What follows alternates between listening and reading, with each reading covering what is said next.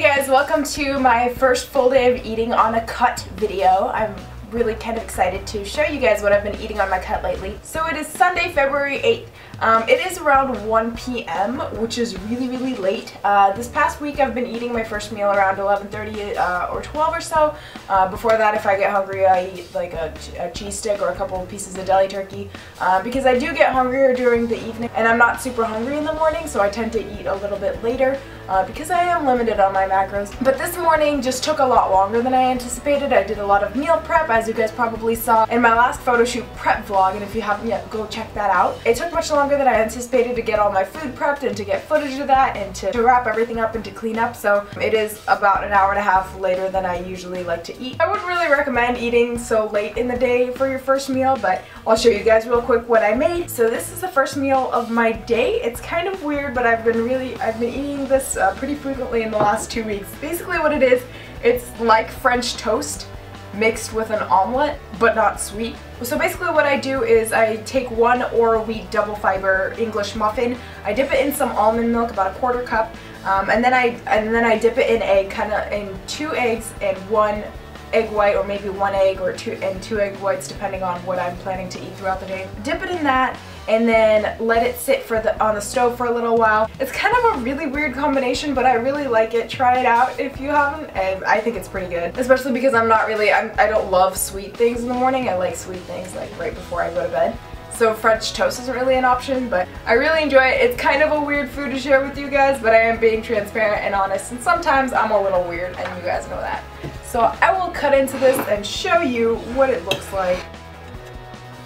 So here's the final product. You can see it kind of looks like French toast, but it's really eggy and it's not sweet. Try it out. It's kind of a weird staple, I guess, for the last couple weeks, but I really like it. Alright, what's next, Tally? Alright guys, it is about 2:07. I'm about to go train upper body, and I'm going to have some pre-workout as well as 2 Hershey Kisses. So I have some C4 watermelon in there.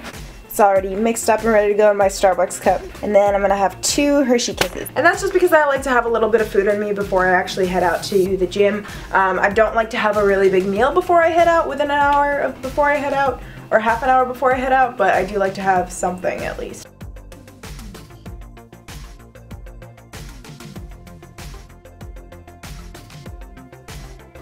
So I made my little stack of Kodiak cake / Cellucor red velvet cake pancakes.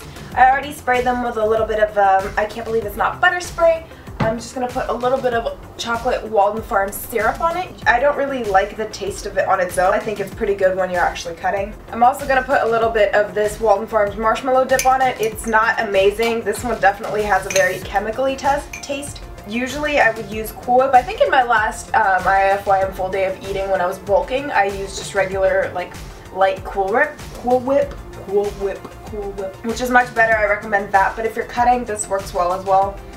This works a little bit better because you don't necessarily need to like count, 2 grams of fat and 1 gram of carb or whatever it is from it. And I'm trying to beautify these for you guys, but it's just not working very well. I usually make like 2 really big pancakes, but I made a few for you guys because I like you and I want to make pretty pancakes for you.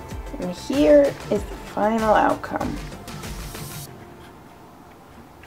It's about 8 o'clock. I usually don't wait this long between meals. This has been kind of a weird day because I had to do like a short interview for one of my classes, and then it's just been weirdly busy, so I actually haven't had one of my extra meals today, which is kind of odd. But I'll show you guys what I'm having anyway. I made a quick stir fry and I actually prepared all the ingredients ahead of time. I have them all chopped up in my fridge ahead of time, that way I can just throw them on the skillet and be good to go. And I'll show you that real quick.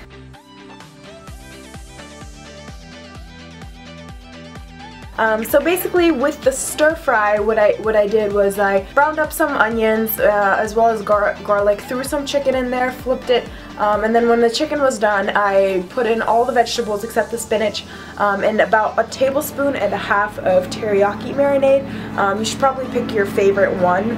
I heard my boyfriend really likes Mr. Yoshida's, but I basically have a Kroger generic one. I put in a little bit of stevia because I do like a sweeter marinade. Mix that up. put the cover on just so everything soaks up all the moisture, and then it was done. It was pretty good. I threw that on a little bit of, about 35 grams of Seeds of Change quinoa garlic mix, and I actually bought that quinoa mix. It's really good. I bought it at Costco and I showed it in my Costco haul, but it's pretty carb dense and I didn't expect to be dropping calories so quickly, so I can't really fit it in too much, but I am going to have a little bit, so you could probably make a huge batch at the beginning of your week to actually eat throughout the week, but I decided to just make one single serving at a time just so I can control, you know, how much broccoli or carrots or chicken I want every time. That was my meal at 8 o'clock, and I have a decent amount of macros left over for kind of my pre-bed snack, and we'll see that in just a second. Alright guys, my last meal here, it is midnight. It's been kind of a long day. I'm still up. I was really busy making videos and editing and whatnot. It's been a busy day in general. Something I've been having before bed pretty frequently lately is a Beltsander cake. I'm sure some of you have heard of it, but basically you mix 1 scoop of chocolate, either whey or casein protein powder, with a tablespoon of baker's cocoa, which I use just a regular Hershey cocoa, a little bit of baking powder, and a 1/4 cup of milk, and basically you stir that up, stick it in the microwave for 30 seconds. I actually prefer using casein on it. I actually put some Rocky Road ice cream on there. My scoop didn't work very well, so it's kind of in chunks. It's just half a cup, just the Kroger Deluxe churned, no sugar added ice cream. A little earlier I had one Werther's candy. This is just the wrapper. It's pretty tasty, and it's kind of nice, a nice little sweet fix when I'm not particularly hungry for a meal. And I have a ridiculous amount of fats left over for the day, so I'm having 2 Ferrero Rocher, which I haven't had in a very, very long time, but I am lacking in fats today. So that is my final meal of the day. Alright guys, I hope you enjoyed that full day of eating. The food was, this one was definitely really different than my full day of eating on a bulk.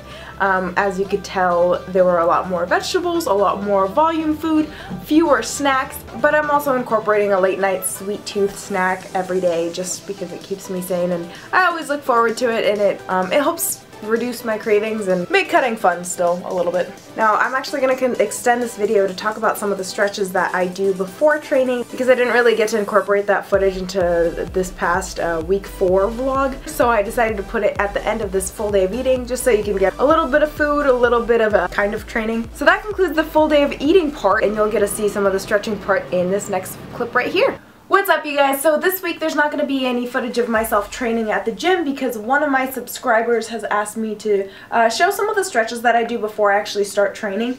So a couple things, I'm going to split this up into like an upper body day and a lower body day, but a lot of them overlap. I walk to the gym, so I get about a 5-minute warm up anyway. 5 or 10 minute warm up anyway, but I do recommend that you kind of try to cross over as much as possible. So if you're doing an upper body workout, also try to stretch out not just the muscles that you're working, but kind of the rest of your body as well. The second thing before we get started is I'm going to show each one of these for about like a 5 or 10 second frame. It's not going to be very long. However, I do take a really long time to actually stretch out. If I was to show you, it would probably be about 20 minutes total, because I take about probably 5 to 10 minutes at the gym to stretch out and kind of warm up as I'm getting into my compound movements. And finally, number 3, some of the stretching might look a little inappropriate or kind of dirty, and I realize that, and I do these stretches all the time, and it's just seeing myself do it was like, oh, okay, that's what I look like doing that. If you need to do something to get a good stretch in, just do it. Don't worry about what other people think. Who cares? They'll look at you for 5 seconds and then they'll forget and look at somebody else. So without further ado, let's get started on this. So first off, I like to start my leg day off with a few butt kickers. These are pretty self-explanatory. Make sure you're keeping your knees in the same place to really target the glutes. Now, in addition to butt kickers, I also like to stand up against a wall or prop myself up, push my hip bone into the wall, and really tighten my glutes. Make sure I'm not using momentum to use my glutes and hamstring. Knee highs are also a pretty good thing to use in order to warm up, especially making sure that you're keeping your chest upright, and that way you can really engage your glute and really stretching the entire time you're doing it, so don't sink your chest down. You can also grab your leg towards the end and really pull it up. If you're doing that, make sure you're not just holding it here. Make sure that you're actually feeling the stretch. Now before I do any sort of squat movement, I like to warm up my back and really stretch it out to make sure that I'm getting my form ready, because having good posture and keeping your back up is a really big part of keeping your form in the squat.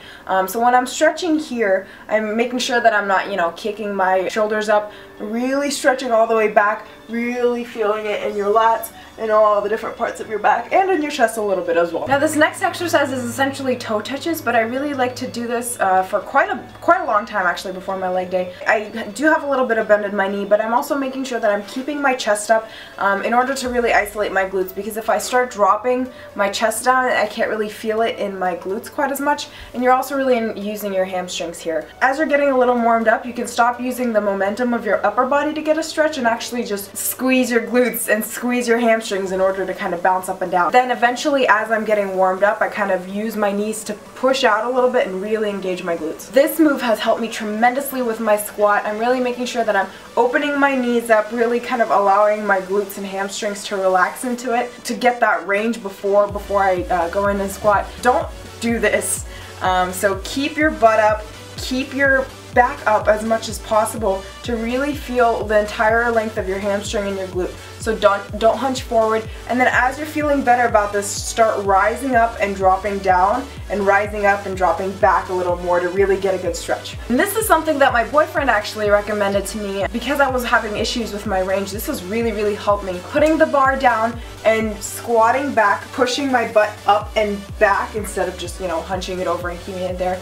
One of the things I like to do is I'll kind of set up here, and then as I feel more relaxed, as I feel like I'm getting stretched out, you know, don't fall forward. Really make sure the bar should be over your heels as close as possible, but make sure that you're stretching backwards as you're getting warmed up into it. So I did cover a bit of chest work, but before I actually start doing any sort of upper body movement, I like to, you know, do the growth thing. But after that, I like to stretch out my chest as much as possible, especially before I'm benching, really making sure I'm keeping my elbow down, not doing any sort of this movement, but really stretching it up. You should be feeling it all throughout, keeping your shoulder down, making sure you're not, you know, stretching your shoulder. You can stretch your shoulder too, but not in that way.